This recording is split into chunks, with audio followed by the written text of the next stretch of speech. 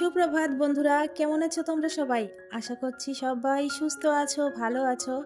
আমার চ্যানেল আইশালো ব্লগসের আরও একটি নতুন ব্লগে তোমাদের অনেক অনেক স্বাগত জানাই। তো ভিডিওটি শেষ পর্যন্ত দেখতে থাকো, আশা করছি তোমাদের অনেক ভালো লাগবে। তো এখন বেজে গেছে সকাল ৬টা।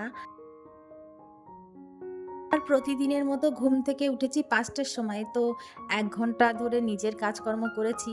আসলে আমার নিচে অনেক কাজকর্ম থাকে। তোমরা তো দেখেছই আমার উঠোনটা কত বড়।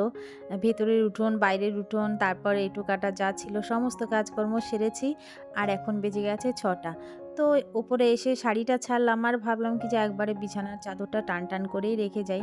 কারণ একবার নিচে গেলে আর কখন উপরে আসবো তার কোনো ঠিক ঠিকানা নেই। আর এই যে ঘর এলোমেলো করার পর থেকে না কাজের কোনো অন্ত নেই। সকালবেলায় ঘুম থেকে উঠি, কোথা দিয়ে দুপুর গড়িয়ে রাত হয়ে যায় কিছু টেরই পাই না। এখন ঘরটা ঝাড় দিয়ে নিচ্ছি আর ঘরটা ঝাড় দেওয়ার সময় দেখো সারা ঘরময় চুলে ভর্তি হয়ে গেছে। আসলে প্রচুর চুল ঝরে পড়ছে আর সেইগুলো সমস্ত ঘরে না এলোমেলোভাবে ছড়িয়ে রয়েছে। যখনই ঝাড় দিই এই ঝাঁটার আগায় চুলগুলো না জড়ো হয়ে যায়। আর আমার না মাথায় হেনা করলে অটোমেটিকই চুল পড়া কমে যায়। তো হেনা কিনে নিয়ে এসে রেখেছি কিন্তু সময় পাচ্ছি না যে মাথায় হেনা করব। আর চুল পড়াও কমছে না। তো ভাবছি খুব শীঘ্রই মাথায় হেনাটা করেই নেব। না হলে এরকম চুল পড়তে না মাথা আমার টাক পড়েই যাবে।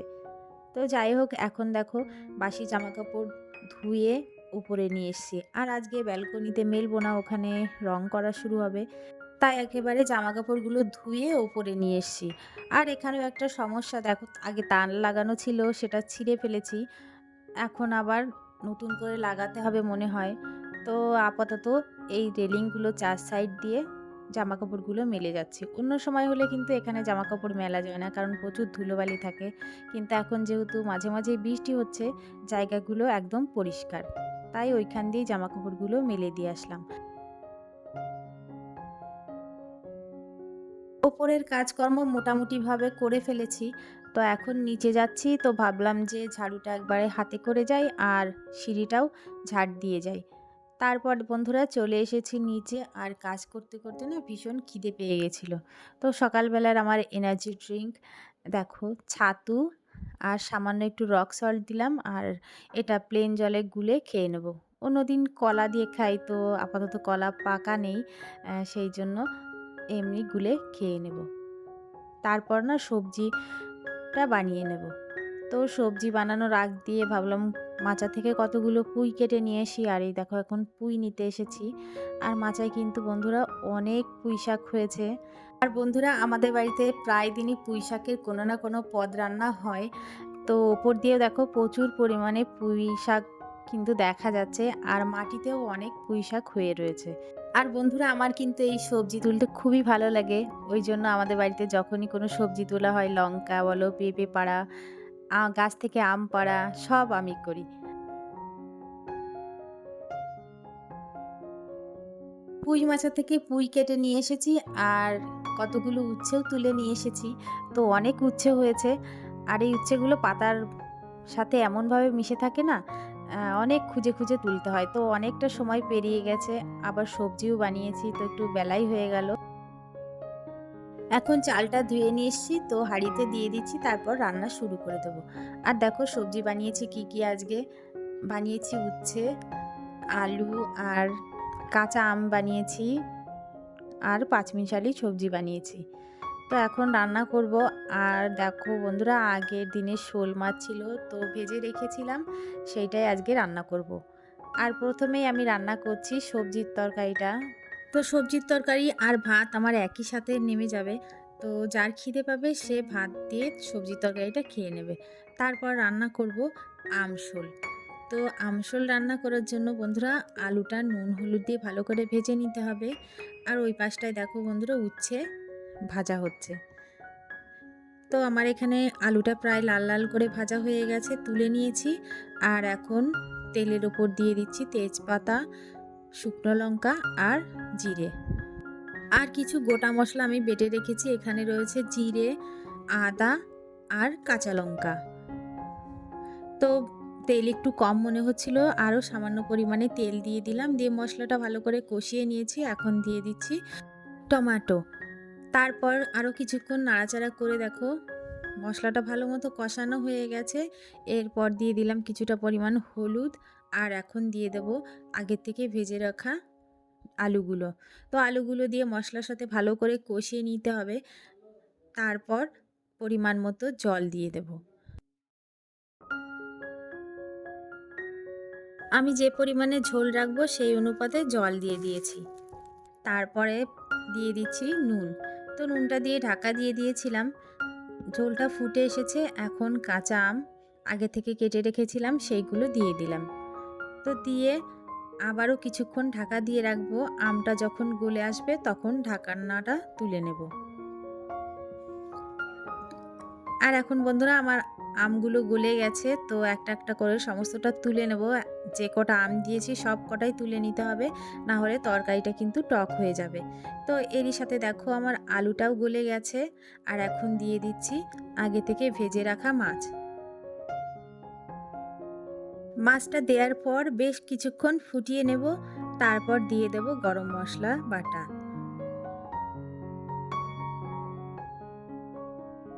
গরম মশলা বাটা দেওয়ার পরে আরও বেশ কিছুক্ষণ একটু ফুটিয়ে নেব, তারপর নামিয়ে নিলেই রেডি আমশোল। তো বন্ধুরা তোমরাও ট্রাই করে দেখতে পারো, আশা করছি ভালো লাগবে। আর এখানে আমার দেখো সমস্ত রান্না বান্না কমপ্লিট। এখন দুপুরের খাওয়া দাওয়া করে চলে এসেছি ওপরে, আর এসে ঘরের কাজকর্ম শুরু করেছি। তো ওপরে এসে যে খাট আজকে লাগাচ্ছে, তো এই যে এগুলোকে কি বলে, প্লাই বলে হয়তোবা। তো এই প্লাইগুলো ঘরে নিয়ে যাবে। আর প্রচণ্ড ধুলো পড়েছিল, তো ভালো করে পরিষ্কার করে দিলাম আমি আর আমার ছেলে মিলে। আর মিস্ত্রিরা নিয়ে নিয়ে খাটে সেট করবে। তো পুরোটা আজই সেট করব না, কারণ মাত্র একদিন খাটটা পলিশ করা হয়েছে, তো রংটা শুকাতে এখনও অনেক দিন টাইম লাগবে। তো ভাবলাম খাটটা সেট করে রাখি, আর এই যে প্লাইগুলো উপরে এমনি রেখে দেবে। তো দেখো খাটটা সেট করা হয়ে গেছে, আর এইরকমই রেখে দেওয়া হয়েছে। আর এখন ঘরটা ভালো করে মুছে নেব। আর ঘরটা শুকিয়ে যাওয়ার পরেই আলমারিটা ঘরে ঢুকিয়ে নেব। তো অনেক দিন থেকে বাইরে পড়ে আছে, আর অসুবিধা হচ্ছে জিনিসপত্র এখানে ওখানে ছিটানো রয়েছে জন্য। তো ভাবলাম ঘরটা যেহেতু কমপ্লিটই হয়ে গেছে, তো এখন আলমারিটা ভেতরেই রেখে দেব। আর এদিকে আমার ঘর মোছা হয়ে গেছে বন্ধুরা। তারপর ঘরটা শুকিয়ে গেলে আলমারিটাও যথাযথ জায়গায় রেখে দিয়েছি। এখন বন্ধুরা বিকাল হয়ে গেছে, মা ছেলে মিলে সেজেগুজে বেরিয়ে পড়েছি। যাব একটু বান্ধবীর বাড়ি, বান্ধবীর ছেলের জন্মদিন। সেই জন্য আমি আর আয়ুষ দেখো রেডি হয়ে বেরিয়ে পড়েছি। কর্তামশাইকে বললাম একটু বাজারে দিয়ে আসো, তো বললো আমার সময় নেই, তাই জন্য আমরা দুজনে হাঁটতে হাঁটতেই চলে যাচ্ছি। তারপর বাজার থেকে একটা টোটো নিয়ে একদম বান্ধবীর বাড়ির সামনে গিয়ে নেমেছিলাম। প্রতিদিনের মতো আজও বলছি, বন্ধুরা তোমাদের যদি ভিডিওটি ভালো লেগে থাকে তাহলে অবশ্যই লাইক কমেন্ট শেয়ার করে দিও। আর আমার নতুন বন্ধুরা যারা ভিডিওটি দেখছো, তোমরাও চাইলে আমার চ্যানেলটি সাবস্ক্রাইব করে আমার পাশে থাকতে পারো। তোমাদের সবাইকে অসংখ্য ধন্যবাদ ভিডিওটি দেখার জন্য। তো এখন কেক কাটা হচ্ছে। তো আমার বান্ধবীর ছেলে কেক কেটে কাকে দেবে বুঝতে না পেরে নিজেই খেয়ে নিল, আর এই নিয়ে অনেক মজাও হলো। তারপর কেক কাটা হওয়ার পর আমরা খাওয়া দাওয়া করে বাড়ির দিকে বেরিয়ে এসেছি। আর এখন দেখো চলে এসেছি ঘূর্ণির মোড়ে, আর এখানেই হচ্ছে নেতাজি মেলা। তো এই জায়গাটা আমার বরাবরের মতো খুবই ভালো লাগে। এখানে একটা মহাদেবের মূর্তিও রাখা রয়েছে, তো যখনই আসি এই জায়গাটা আমি দেখতেই থাকি। আর একটু মেলার মধ্যেও যাব, দিয়ে সেখান থেকে ফুচকা খাবো, তারপরে বাড়ি যাব। তো চলো বন্ধুরা, তোমরাও আমার সাথে মেলার মধ্যেটা একটু ঘুরে আসবে। তো রাস্তা পার হতে একটু সমস্যাই হচ্ছিল, অনেক টোটো চলছিল, গাড়ি চলছিল। আর এখন বন্ধুরা চলে যাচ্ছি মেলার মধ্যে। আর দেখো মেলায় তেমন একটা লোক নেই, আসলে প্রচণ্ড গরম তো, আর এই মেলাটা 7 দিন যাবৎ থাকে। তো লোকজন প্রতিদিনই আসা যাওয়া করে এরকম করে। আর একপাশে অনুষ্ঠান হচ্ছিল, তো ওদিকে আমরা যাইনি। এখন আমরা সোজা যাচ্ছি ফুচকার কাউন্টারের দিকে, আর সেখান থেকে ফুচকা খেয়ে দেখো বন্ধুরা বাড়ির দিকে চলে যাচ্ছি, কারণ আমাদের কোনো কেনাকাটা নেই। তো দেখো সারি সারি কত দোকান বসেছে। মেলা থেকে বেরোতে বেরোতে বেজে গেছিল রাত 9টা। তারপর অনেকক্ষণ দাঁড়ানোর পরে একটা টোটো পেলাম। তারপর বাড়িতে চলে এসেছিলাম। আর বন্ধুরা, ভিডিওটি আজকে এখানেই শেষ করব। যদি তোমাদের ভালো লেগে থাকে তাহলে অবশ্যই আমার চ্যানেলটিকে সাবস্ক্রাইব করে আমার পাশে থেকো। দেখা হবে আরও একটি নতুন ব্লগে। ততক্ষণের জন্য সবাই সুস্থ থেকো, ভালো থেকো। টাটা।